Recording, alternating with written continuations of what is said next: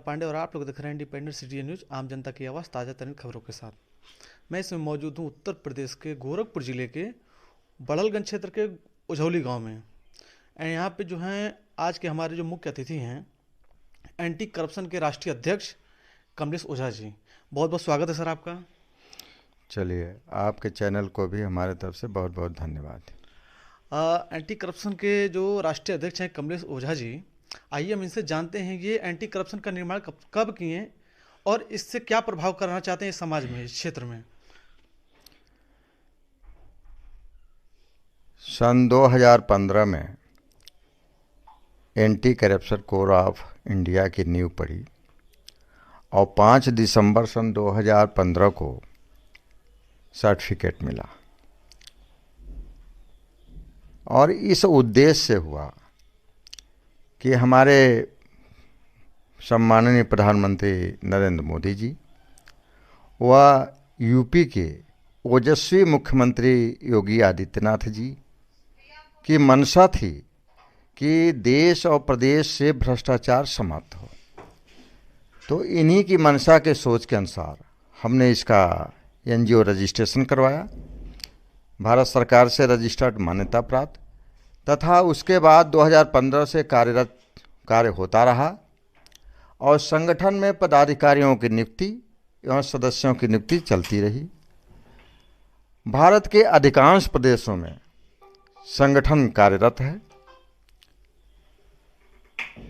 संगठन जो है समाज हित में, समाज के पीड़ित दलित गरीब वर्गों के हित में, वह प्रदेश हित में, वह राष्ट्र हित में सदैव कार्य करता रहा है और करता रहेगा। इसको देखते हुए माननीय ओजस्वी मुख्यमंत्री महोदय जी ने संगठन को पुलिस बल सहयोग से भ्रष्टाचार उन्मूलन हेतु अधिकार दिया और संगठन उसके बाद जहाँ जहाँ जाता है पीड़ितों की सुनता है, जिसके साथ अन्याय, अत्याचार, अपराध तथा भ्रष्टाचार होता है उसके निवारण की हर तरह से प्रयास करता है, अधिकारियों से वार्ता करता है। जो नहीं हो पाता है उससे आवेदक से शपथ पत्र लिया जाता है, आधार कार्ड की फ़ोटो कॉपियाँ ली जाती हैं और एंटी करप्शन के नाम से आवेदन लिए जाते हैं। तत्पश्चात सक्षम अधिकारियों को व प्रशासन में बने अधिकारियों को यह हम स्पीड पोस्ट से या किसी तरह से उनको अवगत कराते हुए उसके निवारण की मांग करते हैं।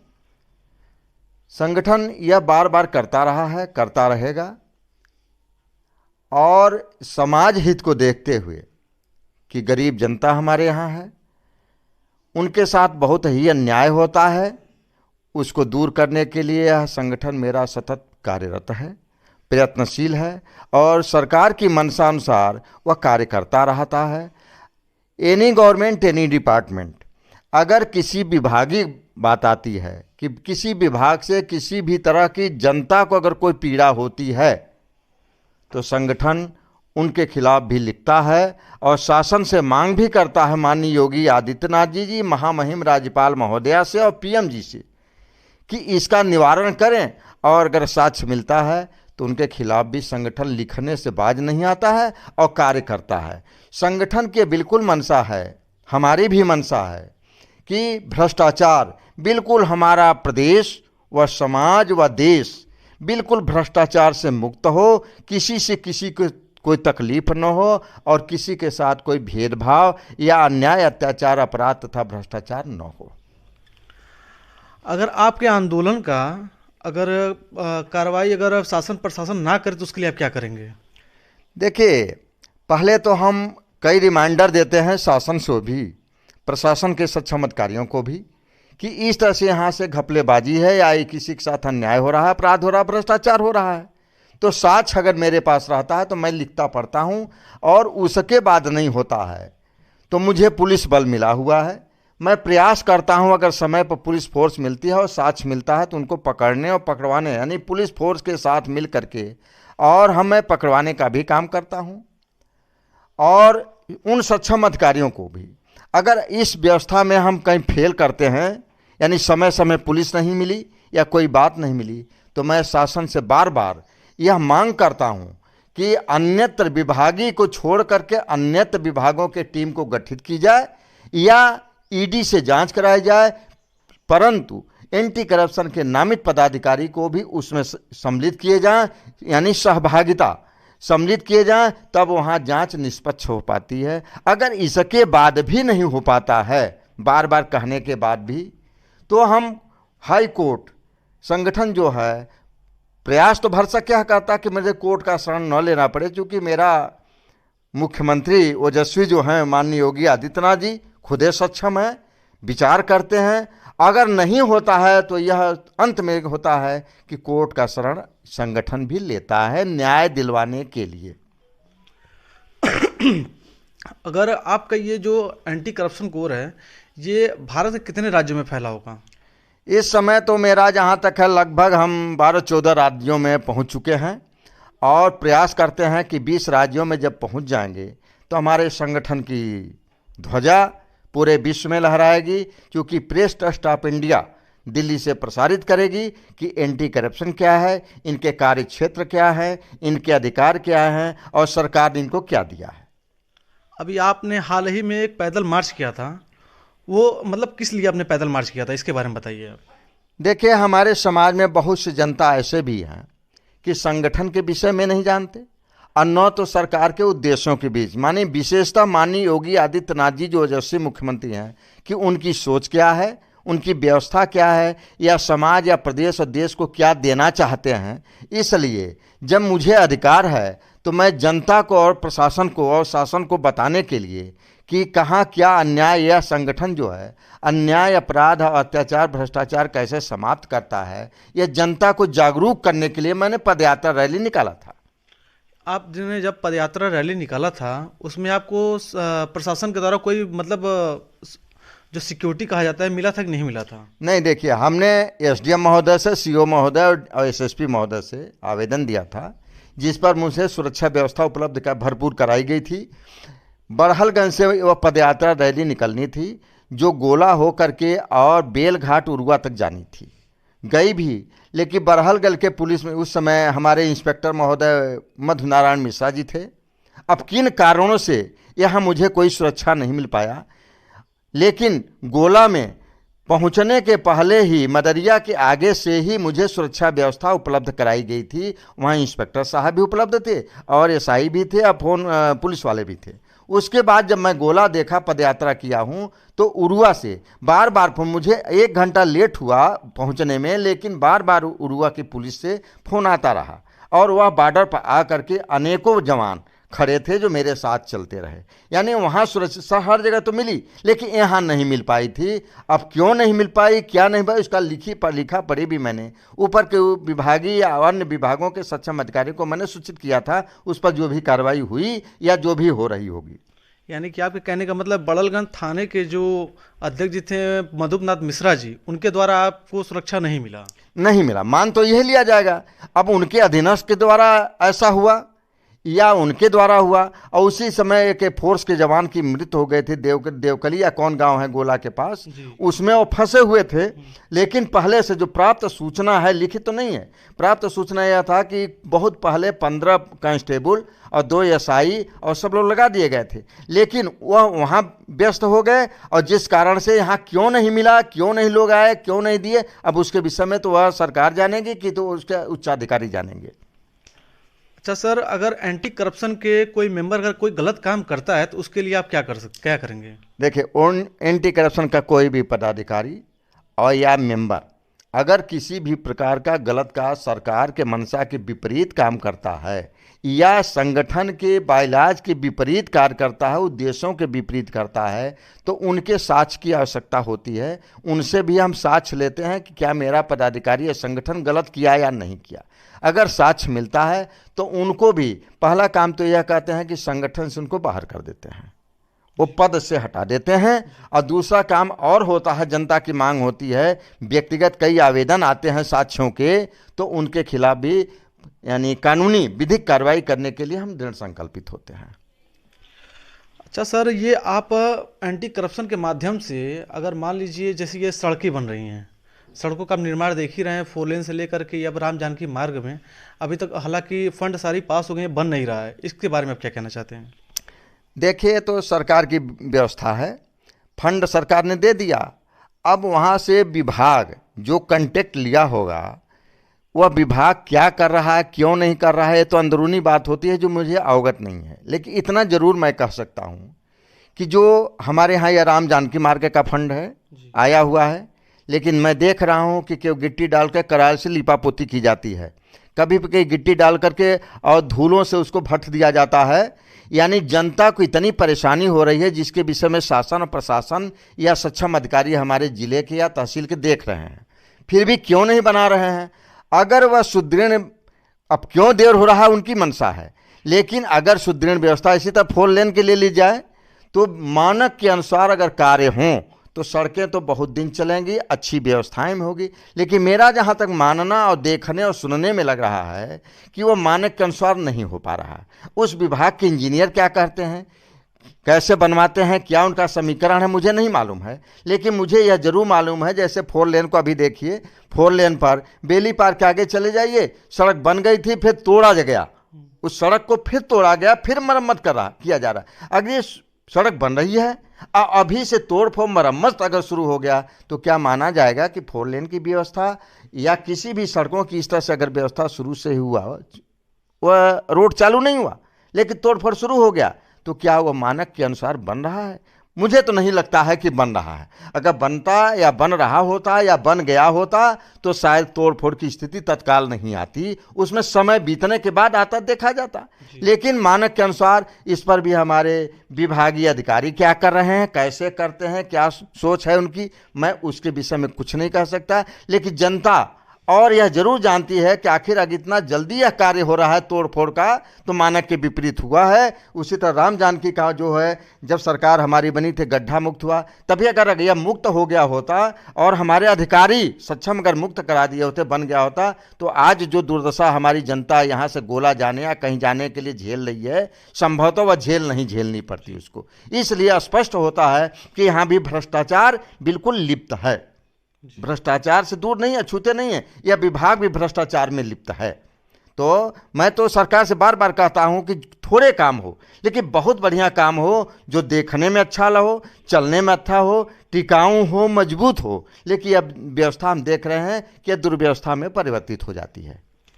अच्छा सर, ये जो माननीय मुख्यमंत्री जी के निर्देशानुसार जो मुफ्त राशन बांटा जा रहा है और उसमें भी तमाम घोटाले हो रहे हैं, हर जगह से केस आता रहता है, इसके बारे में क्या कहना है, कोटेदारों के लिए क्या कहना चाहते हैं? देखिए, ये पीएम प्रधानमंत्री जी की योजना है कि हमारे यहाँ देश में अगर गरीब जनता हैं तो उसको राशन इतना उपलब्ध कराए जाए कि वह खाने बिना न रहे, खाना मिले उसको। लेकिन मैंने जो देखा है, मैं उसी पर कार्य भी कर रहा हूँ, मैंने जो देखा है कि इसके जो विभागीय पूर्ति अधिकारी हैं ऊपर से नीचे तक, वह हमारा जो मानना है, अभी तक मैंने लिखा पढ़ी भी किया है, हमारा जो मानना है कि वह इसमें लिप्त हैं। अगर मान लीजिए जहाँ माननीय मोदी जी तो भेज रहे हैं पैसा, माननीय हमारे ओजस्वी मुख्यमंत्री जी भी इस पर उतारू हैं कि जनता हमारे यहाँ भूखमरी के कगार पर न हो, उनको सामग्री उपलब्ध कराया जाए, पैसे न लिए जाएं, या लिए भी कहीं गए होंगे तो बहुत कम रेट होता है उनका। लेकिन वो क्या करेंगे जब हमारा विभाग ही, वह सक्षम विभाग ही है, पूर्ति विभाग ही जो है उसमें लिप्त है। इसलिए लिप्त है कि जहाँ से गोदामों से अगर उठाई जाए तो अगर देखा जाए लिया कर कोटेदार जो लाते हैं तो क्या वहाँ उनकी तौल माप जो होती है निश्चित तौर पर गलत होती है, कम मिलता है। तो जो वहाँ से अगर उनको कम मिलता है और अधिकारी उसके सक्षम पूर्ति विभाग के नहीं ध्यान देते हैं, उसमें लिप्त हैं, तो वह जो है कोटेदार लाता है। स्वाभाविक है कि कोटेदार को कम देना ही होगा, जब कम पाएगा तो कम देगा। एक चीज, दूसरा पॉइंट यह होता है कि जब पूर्ति निरीक्षक या जिले के पूर्ति अधिकारी या मंडल के खाद्य आयुक्त अगर इसमें कोटेदार या पूर्ति निरीक्षक पर सब पर चढ़े हुए हैं कि मुझे इतना कमीशन चाहिए, तो चाहिए तो मजबूरी है कोटेदार की भी कि अगर वह देना है तो कम तौल में देगा, अपने घर से तो कोटा चलाएगा नहीं। और उसी में सेल भी करेगा, ब्लैक भी करेगा, जी। तभी तो उनकी इच्छाओं की पूर्ति कर पाएगा अधिकारियों के सक्षम। इसलिए यह योजना तो माननीय प्रधानमंत्री जी या हमारे यहाँ ओजस्वी मुख्यमंत्री जी बहुत अच्छी गरीबों के लिए सोच करके यह काम कर रहे हैं और करेंगे भी। लेकिन जब तक यह भ्रष्ट अधिकारी के ऊपर जांच नहीं होती है निष्पक्ष, और वो भी निष्पक्ष जांच कैसे होगी कि जब विभागीय जांच कराएंगे तो भ्रष्टाचार बढ़ेगा।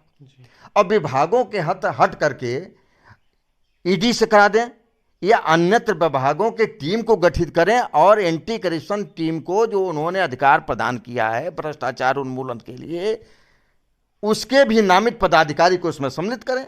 और सम्मिलित करके अगर जांच होती है तो वह निष्पक्ष जांच होती है। लेकिन कोई भी विभागीय अगर जांच कहीं भी होता है तो वह निष्पक्ष जांच नहीं होता है, वह भ्रष्टाचार जरूर लिप्त होता है। जी जी। सर, एंटी करप्शन के माध्यम से और हमारे टीवी चैनल के माध्यम से आप जनता को क्या बताना चाहते हैं, आगे आप क्या काम कर सकते हैं, मतलब जनता के लिए? हमारा संगठन चाहे चैनलों के माध्यम से, पेपरों के माध्यम से, सोशल मीडिया के माध्यम से यह जनता को मैं आश्वस्त करना चाहता हूं और शासन को भी आश्वस्त कर देना चाहता हूं कि जिस माननीय ओजस्वी मुख्यमंत्री जी ने जिस सोच और उम्मीद से संगठन को अधिकार दिया है और उसी अधिकार को माननीय राज्यपाल महोदया ने भी अधिकार दिया है कि समय सीमा कोई भी आदेश पारित करते समय सक्षम अधिकारी समय सीमा निर्धारित करें और उस समय पर समीक्षा की जाए, और समीक्षा में अगर निस्तारण न हुआ हो उस दशा में उस अधिकारी पर भी विधिक कार्रवाई की जाए। तो मैं संगठन को बहुत उम्मीदों के साथ यह अधिकार मिला हुआ है। संगठन अपने अधिकार पर खरा उतरना चाहता है ओजस्वी मुख्यमंत्री जी के और पीएम जी के सोच के अनुसार कि भ्रष्टाचार मुक्त भारत हो जाए।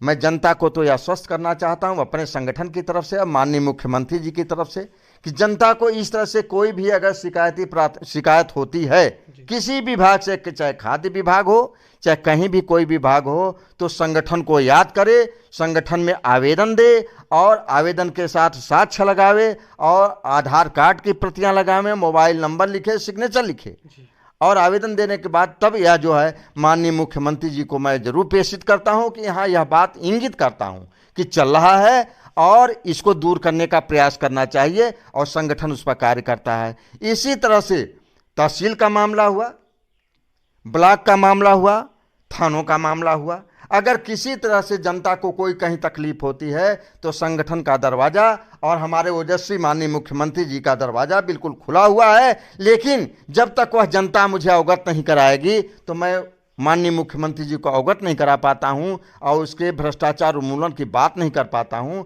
तो जनता को मैं आश्वस्त करना चाहता हूं कि एनी टाइम कभी भी अगर कोई शिकायत होती है विभागों से, चाहे कोई भी विभाग हो, चाहे तहसील का कोई भी कहीं मैटर, चाहे ब्लॉक का कुछ भी हो, चाहे मनरेगा का हो, चाहे कहाँ क्या होना चाहिए ग्राम पंचायतों के विकास के लिए, तो संगठन को याद करे और संगठन तत्पर है उनके कदम से कदम मिलाकर चलने के लिए और माननीय ओजस्वी मुख्यमंत्री जी से वह कार्य करवाने के लिए। और माननीय ओजस्वी मुख्यमंत्री जी बड़े साहसी हमारे हैं और कार्य भी कर रहे हैं। मैंने देखा है जितना भी ट्वीट या जितना भी संगठन से जाता है आवेदन, उस पर जरूर तत्काल वो एक्शन लेते हैं और कार्य करते हैं। इसलिए मैं जरूर जनता को आश्वस्त कर देना चाहिए कि बेधड़क संगठन या सरकार को अवगत करावें और उनके इच्छाओं की पूर्ति होगी।